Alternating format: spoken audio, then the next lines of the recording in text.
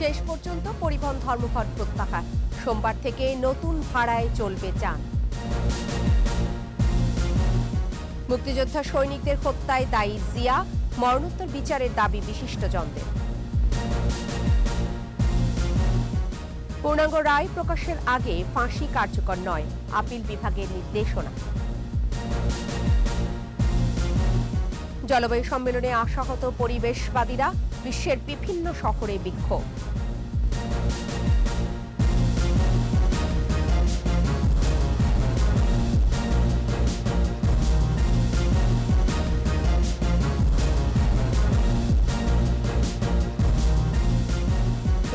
First security ইসলামী bank limited সংবাদ শিরোনাম। প্রত্যেককে আমন্ত্রণ জানাচ্ছি সন্ধ্যা 7:21 সংবাদে। সাথে থাকছে আমি ফেরদৌসে আহমেদ। দর্শক, 21 টেলিভিশনের সংবাদ একই সাথে সরাসরি দেখতে পাবেন আমাদের ফেসবুক পেজ www.facebook.com/2124 অনলাইনে। সংবাদে এছাড়াও যা থাকছে: বাড়ছে বাইসাইকেলের ব্যবহার, রাজধানী সহ বড় শহরগুলোয় নিরাপদ সড়ক নিশ্চিতের তাগিদ।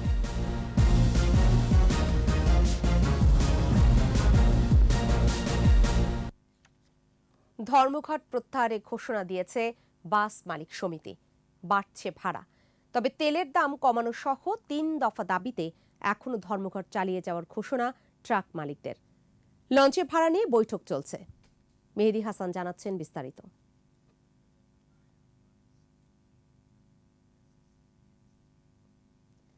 দর্শক, প্রতিবেদনটি প্রক্রিয়াধীন থাকাতে আমরা পরবর্তী সংবাদে চলে যাচ্ছি। হাতে পাওয়া মাত্রই আপনাদের সামনে তা প্রচার করব।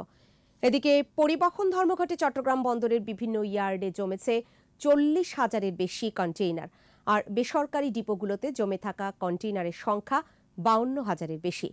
চট্টগ্রাম থেকে হাসান ফেরদৌসের রিপোর্ট, ক্যামেরায় ছিলেন বিপ্লব মজুমদার। জ্বালানি তেলের মূল্যবৃদ্ধিকে কেন্দ্র করে কয়েকদিনে পরিবহন ধর্মঘটে চাপের মুখে চট্টগ্রাম বন্দর। পণ্য খালাস না হওয়ায় বিভিন্ন ইয়ার্ডে আটকা 40,000-এর বেশি কন্টেইনার। বন্দর ইয়ার্ডের বাইরে বিভিন্ন অফ ডকের অবস্থাও প্রায় একই। বেসরকারি ডিপোতে পড়ে আছে 52,000-এর বেশি কন্টেইনার। এর মধ্যেই মাত্র 9,000 কন্টেইনার রপ্তানিমুখী। পরিবহন মালিক শ্রমিকরা বলছেন, জ্বালানি তেলের মূল্য বৃদ্ধির কারণে পণ্য পরিবহন ব্যয় ব্যাপকভাবে বেড়েছে। লোকসান এড়াতেই ধর্মঘটে যেতে হচ্ছে বলে জানান তারা। ডিজেলের দাম বাড়াইছে, মোবিলের দাম বৃদ্ধি, তাহলে আমরা কোন দিকে যাব? সরকার তো আমাদের সাথে আলোচনা করতে পারে। আমাদের সাথে আলোচনা করলেও তো এই বিশৃঙ্খল পরিস্থিতিগুলো সৃষ্টি হয় না। এদিকে পরিবহন ধর্মঘটে সবচেয়ে বেশি বিপাকে পড়েছেন আমদানি রপ্তানিকারকরা। পণ্য খালাস শুরু না হলে বন্দরে ভয়াবহ কন্টেইনার জট তৈরির আশঙ্কা সিএনএফ এজেন্ট অ্যাসোসিয়েশনের নেতাদেরও। সারা বাংলাদেশে যে বাজার, আমাদের যে সার্বিক যে আমাদের যে বাজার, সে বাজারের উপর সেটা একটা এফেক্ট পড়বে। কোনো পণ্য ডেলিভারি না দেওয়ার কারণে চট্টগ্রাম বন্দরে কন্টেইনার জট সৃষ্টি হবে এবং পরবর্তী পর্যায়ে এটা সামাল দিতে খুবই কষ্ট হবে। পাশাপাশি অনেক শিল্প কারখানা বন্ধ হয়ে গেছে তাদের কাঁচামালের অভাবে। বন্দর থেকে পণ্য পরিবহন বন্ধ থাকায় দেশের অর্থনীতি মারাত্মকভাবে ক্ষতিগ্রস্ত হবে বলে মনে করেন চট্টগ্রাম চেম্বারের সভাপতি। অনেক কার্গো আসছে, এই মুহূর্তে যদি পণ্য পরিবহনটা বন্ধ থাকে তাহলে এটা দেশের অর্থনীতির উপর একটা বিরূপ প্রভাব পড়বে। দেশের আমদানি রপ্তানির বড় অংশই হয় চট্টগ্রাম বন্দর দিয়ে। দ্রুত পণ্য পরিবহন চালুর তাগিদ সংশ্লিষ্টদের। হাসান ফেরদৌস, 21 টেলিভিশন, চট্টগ্রাম। দর্শক, সংবাদের শুরুতেই যেমনটা বলছিলাম যে ধর্মঘট প্রত্যাহারের ঘোষণা দিয়েছে বাস মালিক সমিতি। বাড়ছে ভাড়া, এ সংক্রান্ত মেহেদী হাসানের রিপোর্টটি আমাদের হাতে এসে পৌঁছেছে, আপনাদের সামনে তা প্রচার করছি। ডিজেলের দাম লিটারে 15 টাকা বাড়ানোর পরই দেশব্যাপী পরিবহন ধর্মঘটের ডাক দেন পরিবহন মালিক সমিতি। তেলের দাম 23% বৃদ্ধির প্রেক্ষিতে বাস ভাড়া 41% বাড়ানোর দাবি জানায় বাস মালিকরা। এ নিয়ে সড়ক পরিবহন কর্তৃপক্ষের সঙ্গে বৈঠকে বসেন তারা। দিনভর বৈঠক শেষে দূরপাল্লার বাস ভাড়া কিলোমিটার প্রতি 1 টাকা 42 পয়সা থেকে বাড়িয়ে 1 টাকা 80 পয়সা এবং মহানগরীগুলোতে কিলোমিটার প্রতি 1 টাকা 70 পয়সা থেকে বাড়িয়ে 2 টাকা 15 পয়সা করার ঘোষণা দেয় বিআরটিএ। 2013 সালে দূরপাল্লার ভাড়া ছিল 1 টাকা 42 পয়সা প্রতি কিলোমিটার, সেখানে ওনারা 1 টাকা 80 পয়সা প্রস্তাব করেছে এবং এটা হাউসে আমাদের কমিটি এরা সর্বসম্মতভাবে এরা একমত পোষণ করেছে। একইভাবে 2013 সালে আমাদের মহানগরের ক্ষেত্রে, ঢাকা চট্টগ্রাম মহানগরের ক্ষেত্রে আমাদের যে ভাড়া ছিল 1 টাকা 70 পয়সা, সেটা এখন নির্ধারণ করা হয়েছে সর্বসম্মতভাবে যে 2 টাকা 15 পয়সা। ভাড়া বৃদ্ধির সিদ্ধান্তের পরই ধর্মঘট প্রত্যাহারের ঘোষণা দেন বাস মালিকরা। আমরা যে সারা দেশের মালিকদের প্রতি যে আমরা ঐক্যমত পোষণ করছি, সেখান থেকে সেই জায়গা থেকে সরে এসে ধর্মঘট প্রত্যাহার করার জন্য সবার প্রতি অনুরোধ এবং আমরা ধর্মঘট প্রত্যাহার করলাম। গ্যাস চালিত গাড়ির ভাড়া না বাড়ানোর সিদ্ধান্ত বিআরটি এর, তবে মালিক সমিতির দাবি কোনো গাড়ি এখন আর গ্যাসে চলে না। সিএনজি চালিত যেসব বাস সেই ক্ষেত্রে 1 টাকা বাড়াতে পারবে না, 1 পয়সা বাড়াতে পারবে না। চেয়ারম্যান সাহেব যেটা বলছে, আমি এখানে কন্টেস্ট করতে চাই না। আমি বলতে চাচ্ছি তেলের দাম বাদ দিয়ে বাকি 8 বছর যে বাস ভাড়া বৃদ্ধি হয় নাই, সেটা কি সিএনজিতে তাদের দরকার হবে না? তবে চাঁদাবাজি বন্ধ ও তেলের দাম কমানোর দাবিতে ধর্মঘট অব্যাহত রাখার ঘোষণা ট্রাক মালিকদের। বঙ্গবন্ধু সেতু ও মুক্তারপুর সেতুর বর্ধিত টোল প্রত্যাহার করতে হবে। 3 নম্বরে দেশের সিটি কর্পোরেশন ও পৌরসভাগুলো কর্তৃক পণ্য পরিবহন যানের উপর টোলের নামে চাঁদাবাজি বন্ধ করতে হবে। এই 3 দফা দাবিতে truck, covered van, prime mover, trailer, mini truck, pickup ভ্যানের চলমান কর্মবিরতি অব্যাহত থাকার ঘোষণা। মেহেদী হাসান, 21 টেলিভিশন, ঢাকা। 1977 সালে সৈনিক হত্যায় বিচার বিভাগীয় তদন্ত কমিটি গঠনের দাবি করেছেন ভুক্তভোগী পরিবারের সদস্যরা। কেন্দ্রীয় শহীদ মিনারে সমাবেশ থেকে বক্তারা বলেন, বিচারের নামে প্রহসন করে জিয়াউর রহমান মুক্তিযোদ্ধা সৈনিকদের হত্যা করেছে। এ অপরাধে জিয়ার মরণোত্তর বিচারের দাবি জানান বিশিষ্টজনেরা। বাকিটা জানাচ্ছেন আকবর হোসেন সুমন।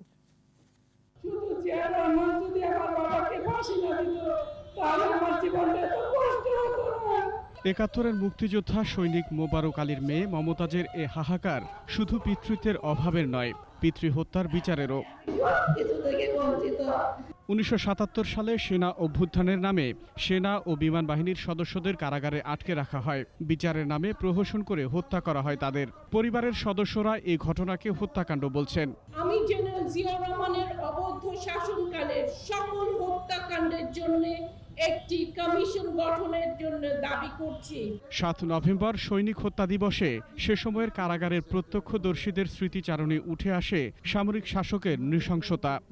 উনি যাকে তার প্রতিদ্বন্দ্বী মনে করেছেন, তার অবৈধ সরকারকে টিকে রাখার জন্য তিনি বাধা হবেন, তাকে তিনি খুন করেছেন। টেবিলে বসে নাস্তা খাইতে আর কাছে সই করতে, আজকে 20 জনের ফাঁসি দিতে হবে, আজকে 16 জনকে দিতে হবে, আজকে 22 জনকে দিতে হবে। ওই জেল অথরিটি ওই রাত্রের মধ্যেই 12 জনকে ফাঁসিতে ঝুলাতে হবে। তৎকালীন সামরিক শাসনামলে 19টি অভ্যুত্থানের জন্য জিয়াউর রহমানকেই দায়ী করেন বিশিষ্টজনরা। এই জিয়াউর রহমানরা ক্ষমতায় এসে ইন্ডেমনিটি অধ্যাদেশ জারি করেছিল। হত্যা শুরু হয়েছিল 1975-এর 15 আগস্টের মধ্য দিয়ে। সেই হত্যা এখনো অব্যাহত আছে। তাদেরকে অবশ্যই বিচারে আওতায় আনতে হবে। যদি তারা মারা গিয়ে থাকেন তাহলে তাদের মরণোত্তর বিচার করতে হবে। 75 পরবর্তী অবৈধ সরকারের বিচারহীন হত্যাকাণ্ডের সুষ্ঠু তদন্ত এখন সময়ের দাবি। সেই অবৈধ সরকারকে কেউ যদি উৎখাত করতে চায়, সেটা তো আর অপরাধ হতে পারে না। সারা পৃথিবীতে এখন যারা নাকি 100 বছর 200 বছর আগে অন্যায় করেছিল, তাদের বিচার হচ্ছে। সমাবেশ শেষে কেন্দ্রীয় শহীদ মিনার থেকে ক্যান্টনমেন্ট পর্যন্ত পদযাত্রা করেন ভুক্তভোগী পরিবারের সদস্যরা। আকবর হোসেন সুমন, 21 টেলিভিশন, ঢাকা। ঘটনাবহুল 7 নভেম্বর সেনাবাহিনীর অভ্যুত্থান, পাল্টা অভ্যুত্থানের রক্তাক্ত এক ইতিহাস। 75-এ 15 আগস্ট জাতির পিতাকে সপরিবারে হত্যা, 3 নভেম্বর কারাগারে 4 জাতীয় নেতা হত্যার পর এদিন রক্তাক্ত হয় ক্যান্টনমেন্ট। এরপর থেকেই উল্টো রথে বাংলাদেশের রাজনীতি। বিশিষ্টজনেরা বলছেন, 7 নভেম্বরের ঘটনায় দায়ীদের বিচারের পাশাপাশি প্রকৃত ইতিহাস তুলে ধরা দরকার। জানাচ্ছেন প্রণব চক্রবর্তী। 1975-এর 15 আগস্ট জাতির পিতা বঙ্গবন্ধু শেখ মুজিবুর রহমানকে হত্যার পর অস্থির একটি সময়। 3রা নভেম্বর জেলখানার ভেতরে হত্যা করা হয় জাতীয় 4 নেতাকে। তারও আগে থেকেই ক্যান্টনমেন্টের ভেতরে চলছিল উত্তেজনা। জাতীয় 4 নেতার হত্যার পর সেনাপ্রধান জিয়াউর রহমানকে বন্দী করে সেনাবাহিনীর নিয়ন্ত্রণ নেন মেজর জেনারেল খালেদ মোশাররফ।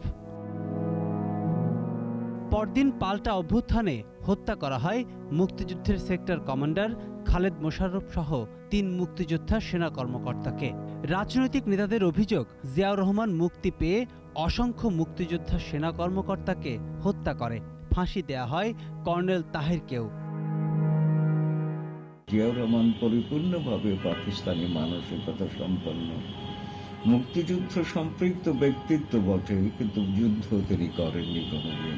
আমি মেরে ফেলবো, আমার কিছু হবে না, আমি বৃদ্ধাঙ্গুল দেখাবো সমাজকে, জাতিকে, নিয়ম কানুনকে, রাষ্ট্রকে। তাই একের পর এক হত্যাকাণ্ড হয়েছে, আর সবচেয়ে বেশি ভিকটিম হয়েছে মুক্তিযোদ্ধারা। দিনটি ইতিহাসের কলঙ্ক। সত্য উদ্ঘাটন করে ওই সময়ের হত্যাকাণ্ডের বিচার হওয়া দরকার বলে মনে করেন বিশিষ্টজনেরা। কত মানুষকে হত্যা করেছে, কেন করেছে, কে তাদের সহযোগিতা ছিল, পালিয়ে গেলে তাদেরকে নিয়ে আসতে হবে এই দেশে, তাদের বিচার করতে হবে। প্রহসনের ফাঁসিরও তদন্ত হওয়া উচিত, বিচার হওয়া উচিত। জিয়া রহমান প্রয়াত, তাকে আসামি করা যাবে না, কিন্তু মরণোত্তর বিচার তো হতে পারে। বাংলাদেশে যত কালো অধ্যায় আছে তার মধ্যে এটি একটি অধ্যায়।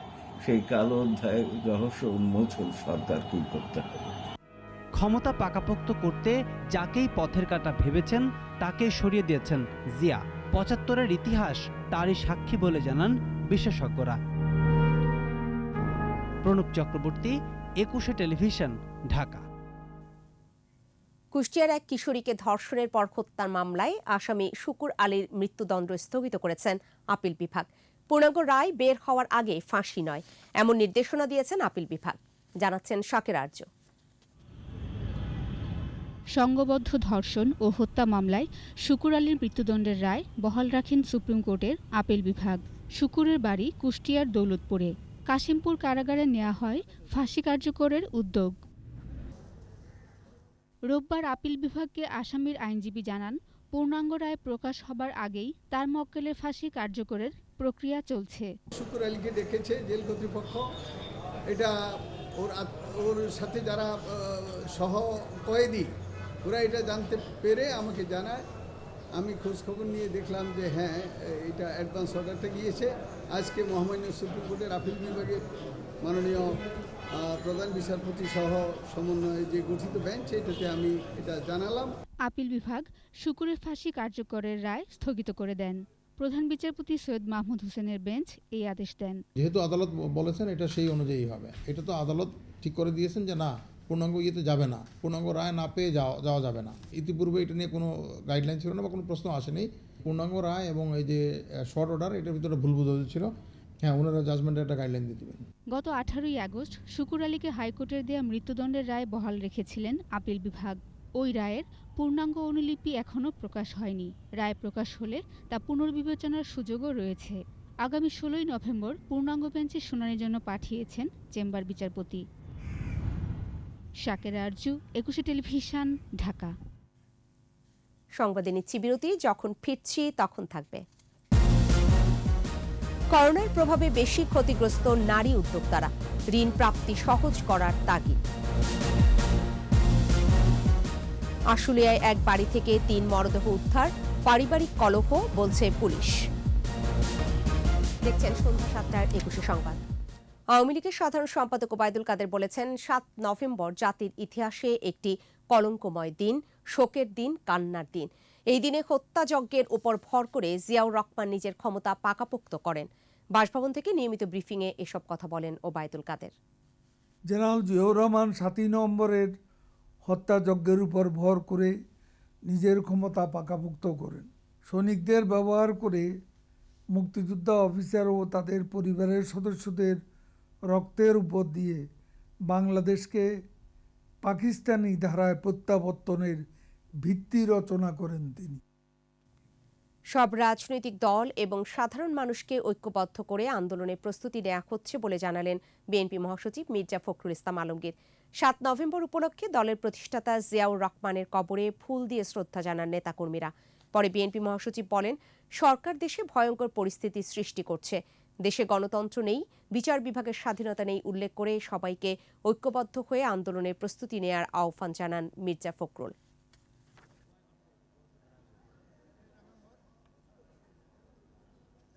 দেশে গণতন্ত্র নেই, আজকে বিচার বিভাগের স্বাধীনতা নেই, আজকে এই দেশের মানুষের বাক স্বাধীনতা নেই, সংবাদপত্রের স্বাধীনতা নেই।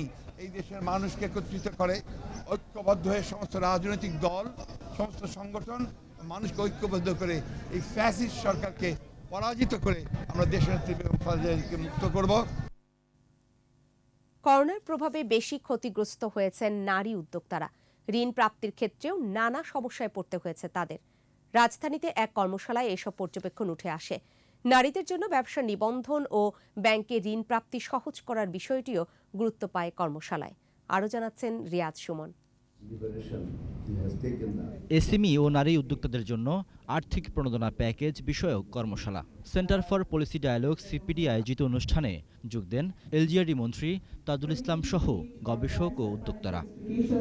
আলোচনায় বক্তারা বলেন, করোনার প্রভাব মোকাবেলায় কুটির, ক্ষুদ্র, মাঝারি শিল্প খাতের জন্য 20,000 কোটি টাকার প্রণোদনা প্যাকেজ দেওয়া হলেও সবচেয়ে কম অর্থ পেয়েছে কুটির শিল্প খাত। SME policy 2090, it is mentioned that 15% loan should go to the women entrepreneurs. But in the stimulus package, it is mentioned 5% to the stimulus package should go for women entrepreneurs. And you rightly pointed out that 5% already disbursed for women entrepreneurs. উদ্যোক্তাদের অভিযোগ, অনেকে বিনা কারণে, আবার কেউ কেউ ব্যাংকগুলোর নানা শর্তের বেড়াজালে পড়ে ঋণ থেকে বঞ্চিত হয়েছেন। একটা উদ্যোক্তা দেশের বাইরে প্রোডাক্ট পাঠাতে গেলে তাকে বিভিন্ন, শুধু ট্রেড লাইসেন্স না, তাকে আরও অনেকগুলো পেপারস রেডি করতে হয়, অনেকগুলো চেম্বার, অনেকগুলো অ্যাসোসিয়েশনের লাইসেন্স নিতে হয়, মেম্বারশিপ নিতে হয়, যেটা নাকি আমাদের একজন উদ্যোক্তার পক্ষে সম্ভব না। এমন বাস্তবতায় ঋণ পাওয়ার প্রক্রিয়া সহজ করার দাবি নারী উদ্যোক্তাদের। আমি 10 লাখ টাকার জন্য ওনাদের কাছে অ্যাপ্লাই করেছি। এদিকে কিন্তু আমার সেট করা অলরেডি বা যা লাগে আর কি, আমি ওগুলো আমার নিজের টাকা ব্যয় করে করেছি, যে আমি তো লোনটা পাচ্ছি। আসলে এখানে একটা হয়রানির শিকার হলাম। সিপিডি বলছে, সিএমএসএমই খাতে 1.5 বছরে বিতরণ হয়েছে 15,000 কোটি টাকা, যার মধ্যে মাত্র 0.8% গেছে কুটির শিল্প খাতে। অথচ করোনায় এই খাতটি সবচেয়ে বেশি ক্ষতিগ্রস্ত, আর এই শিল্পের উদ্যোক্তার বেশিরভাগই নারী। Every day we are hearing that female entrepreneurs and SMEs are facing so many difficulties, and those are much more open and not unknown to all. These are very known to all parties that there are these kinds of challenges are there. অনুষ্ঠানের প্রধান অতিথি স্থানীয় সরকার মন্ত্রী তাজুল ইসলাম জানান, এসব ঘটনা পুরো খাতের চিত্র নয়। সরকারের সব কার্যক্রম স্বয়ংক্রিয় পদ্ধতির আওতায় এলে এসব সমস্যা থাকবে না বলেও জানান তিনি। আপনি আপনার ঘরে বসে একটা রুমের মধ্যে আপনি ইমেল করেসপন্ডেন্স করলেন, একটা ট্রেড অ্যান্ড কমার্স করলেন, এখান থেকে জার্মানি থেকে কিনলেন, সুইজারল্যান্ডে বিক্রি করলেন, তো এটার জন্য আমাকে মতিঝিলে অফিস করতে হবে। ঋণ পাওয়ার বিদ্যমান জটিলতা কমানো সম্ভব হলে নারী উদ্যোক্তার সংখ্যা আরও বাড়বে বলে মনে করেন আলোচকরা। রিয়াজ সুমন, 21 টেলিভিশন, ঢাকা। যানজটের ভোগান্তি থেকে রেহাই আর যাতায়াত খরচ কমাতে কদর বেড়েছে সাইকেলের। গ্রাম থেকে শহর সর্বত্র বাড়ছে সাইকেলের ব্যবহার। যোগাযোগ বিশেষজ্ঞরা বলছেন, রাজধানী সহ বড় বড় শহরগুলোতে সড়ক নিরাপত্তা নিশ্চিত করা গেলে এই বাহন আরও জনপ্রিয়তা পাবে। সহকর্মীদের সাথে নিয়ে রিয়াজ সুমনের ধারাবাহিক প্রতিবেদনের প্রথম পর্ব আজ। বাইসাইকেলের প্যাডেলে পা চেপে মেঠো পথে ছুটে চলেছে একদল কিশোরী। গন্তব্য স্কুল।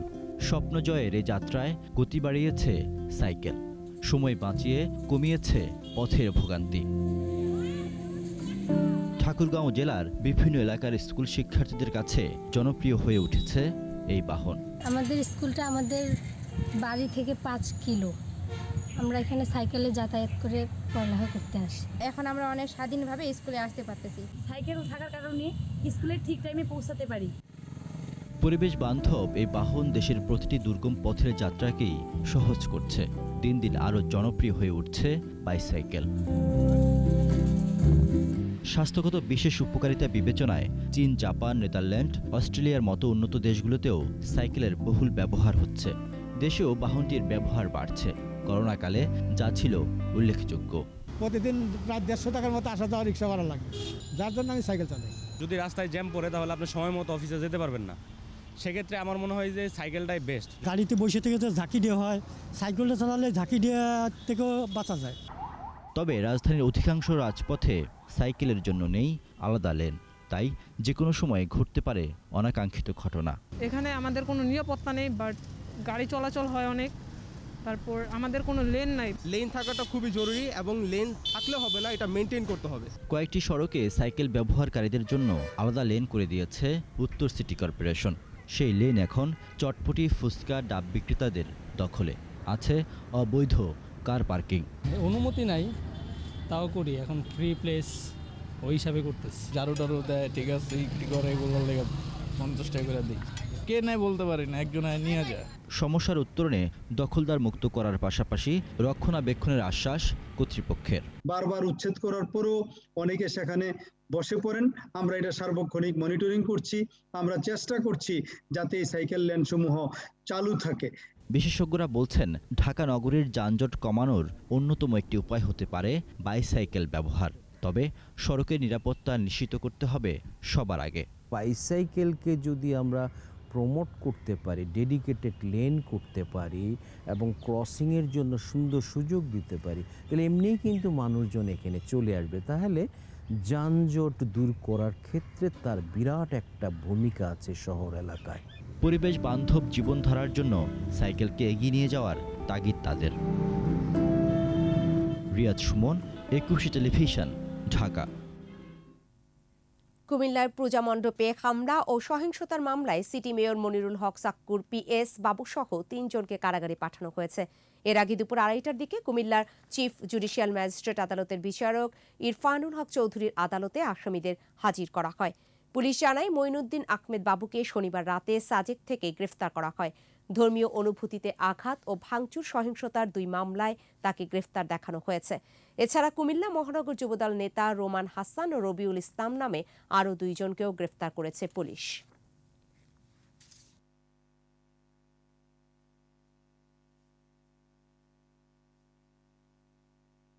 সন্ত্রাসীদের গুলিতে আহত কক্সবাজার জেলা শ্রমিক লীগের সভাপতি জহিরুল ইসলাম মারা গেছেন।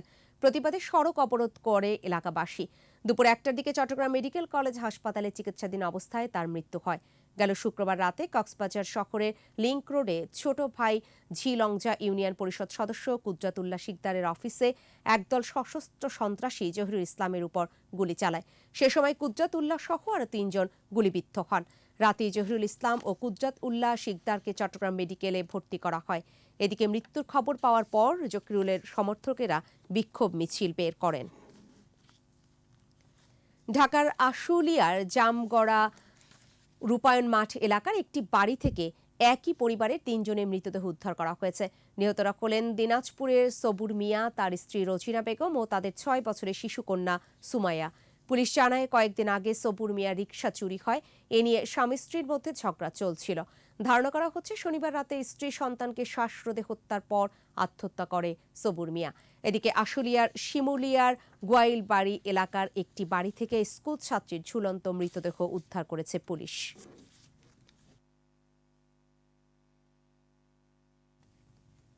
মৌলভীবাজারের শ্রীমঙ্গলে র্যাবের সাথে বন্দুকযুদ্ধে 2 জন নিহত হয়েছে, আহত হয়েছে 3 র্যাব সদস্য। র্যাব জানায়, ভোরে উপজেলার মাইজদি পাহাড়ি এলাকায় টহলের সময় তাদের গাড়ি লক্ষ্য করে গুলি করে কয়েক দুর্বৃত্ত। র্যাবও পাল্টা গুলি চালায়। পরে ঘটনাস্থলে 2 জনকে পড়ে থাকতে দেখে র্যাব। এরা হলো নাজমুল হত্যা মামলার এজাহারভুক্ত 2 নম্বর আসামি তোফায়েল আহমেদ ও একই মামলার আসামি শহীদ মিয়া। তাদের উদ্ধার করে হাসপাতালে নেওয়া হলে চিকিৎসক মৃত ঘোষণা করেন।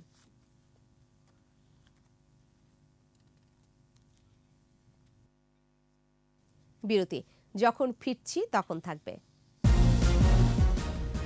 পাহাড়ে অর্কিড চাষের বাণিজ্যিক সম্ভাবনা, গাছ ও ফুল রপ্তানির সুযোগ বাড়ছে। দেখছেন সন্ধ্যা 7টার 21 সংবাদ। দেশে কোনো নাগরিক ঠিকানাহীন থাকবেন না। সরকার এই লক্ষ্য বাস্তবায়নে নানামুখী পরিকল্পনা হাতে নিয়েছে বলে জানিয়েছে অর্থমন্ত্রী AKM Mustafa Kamal. Bangladesh house building finance কর্পোরেশনের ঋণের কিস্তি অনলাইনে জমা পদ্ধতির উদ্বোধনী অনুষ্ঠানে ভার্চুয়ালি যুক্ত হয়ে এসব কথা বলেন অর্থমন্ত্রী। এই দেশে কোনো নাগরিকই গৃহহারা থাকবেন না এবং ঠিকানাবিহীন থাকবেন না। আমি বিশ্বাস করি এই লক্ষ্য বাস্তবায়নে সরকার যেই প্রয়োজনীয় পরিকল্পনা হাতে নিয়েছেন সেগুলো বাস্তবায়নের মাধ্যমে এক বিশাল কর্মযজ্ঞ আমাদের সামনে দেখতে পাচ্ছি। আমাদের বিশেষ আয়োজন আমার বাংলা।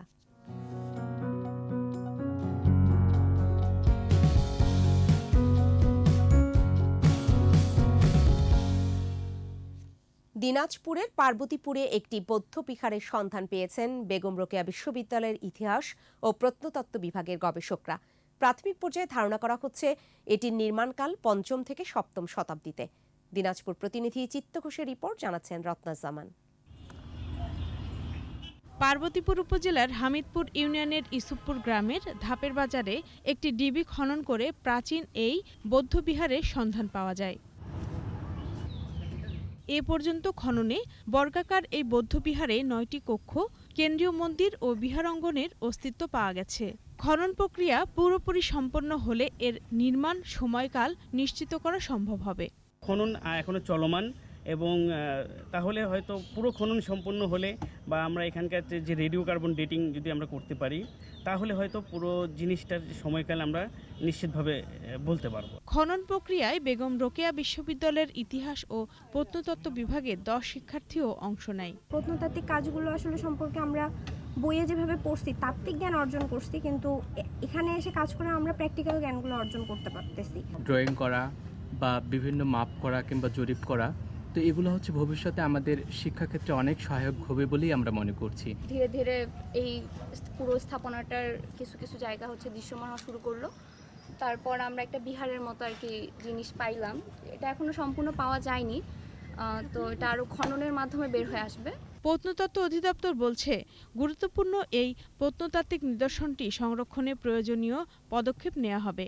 ঊর্ধ্বতন কর্তৃপক্ষের সিদ্ধান্ত অনুযায়ী পরবর্তী প্রজন্মের মাঝে ধরে রাখার জন্য এটি প্রোটেক্টেড সংরক্ষিত পুরাকীর্তি ঘোষণা এবং সংরক্ষিত পুরাকীর্তি ঘোষণার পরে যে কনজারভেশন প্রক্রিয়া এটা চালু রাখা সম্ভব হতে পারে। বিশ্ববিদ্যালয় মঞ্জুরি কমিশন ও প্রত্নতত্ত্ব অধিদপ্তরের অর্থায়নে গত ফেব্রুয়ারি মাস থেকে এই খনন কাজ শুরু হয়। রত্না সামান, 21 টেলিভিশন। সোশ্যাল ইসলামী ব্যাংক লিমিটেড বাণিজ্য সংবাদ।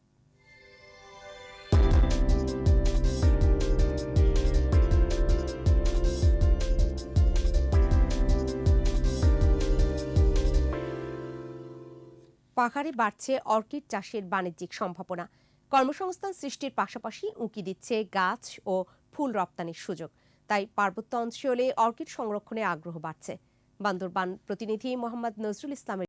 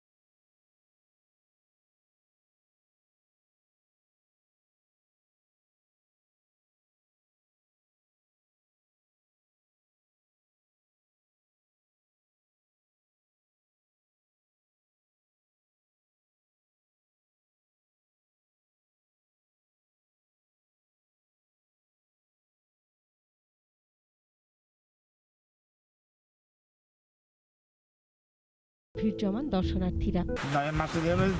সুন্দর বাগানটা করছে, অনেক সুন্দর লাগছে। চিটাং, ঢাকা বিভিন্ন এলাকার মানুষ এসে এই অর্কিড চাষগুলো দেখতেছে। নয়ন ভাইয়ের নার্সারিটা অনলাইনে দেখেছি, দেখে যে আমার এত ভালো লেগেছে বলার মতো না।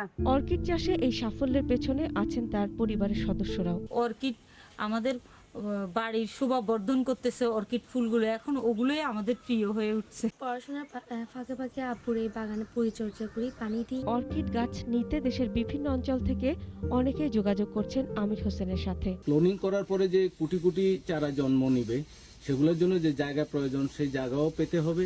পাওয়ার পর আমরা এখানে শত শত লোককে কর্মসংস্থানের ব্যবস্থাও করতে পারবো। পাহাড়ে অর্কিড চাষের বাণিজ্যিক সম্ভাবনা দেখছে কৃষি বিভাগও। কিভাবে টবে লাগাতে হয় এবং তার যে আন্তঃপরিচর্যা, বিশেষ করে বালাইনাশক ব্যবহার এবং কিভাবে কখন তার রোগ কিংবা পোকা হলে কিভাবে দমন করতে হবে সেই বিষয়ে আমরা তাদেরকে পরামর্শ দিয়ে থাকি। ইন্টারনেটে ছবি দেখে পাহাড়ের বাগান থেকে অর্কিড সংগ্রহে বিদেশি চাষিরাও যোগাযোগ করছেন। মাসমালিসা, 21 টেলিভিশন। আর এই সাথেই শেষ করছি সন্ধ্যা 7টার 21 সংবাদ। তবে যাবার আগে ফার্স্ট সিকিউরিটি ইসলামী ব্যাংক লিমিটেড সংবাদ শিরোনামগুলো জানিয়ে দিতে চাই আরও একবার। শেষ পর্যন্ত পরিবহন ধর্মঘট প্রত্যাহার, সোমবার থেকে নতুন ভাড়ায় চলবে যান।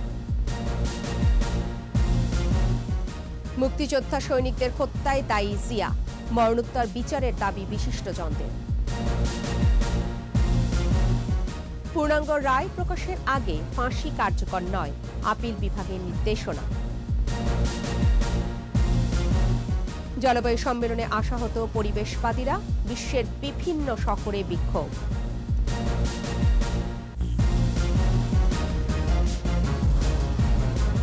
সর্বশেষ খবর জানতে ডায়াল করতে পারেন 2021 নম্বরে, আর ভিজিট করুন 21-tv.com এই ওয়েবসাইটে। এছাড়া ফেসবুকে ভিজিট করতে পারেন facebook.com/2124 অনলাইনে। আমাদের পরবর্তী সংবাদ রয়েছে রাত 9টায়। দেখার আমন্ত্রণ রইল। স্বাস্থ্যবিধি মেনে চলুন, সুস্থ থাকুন।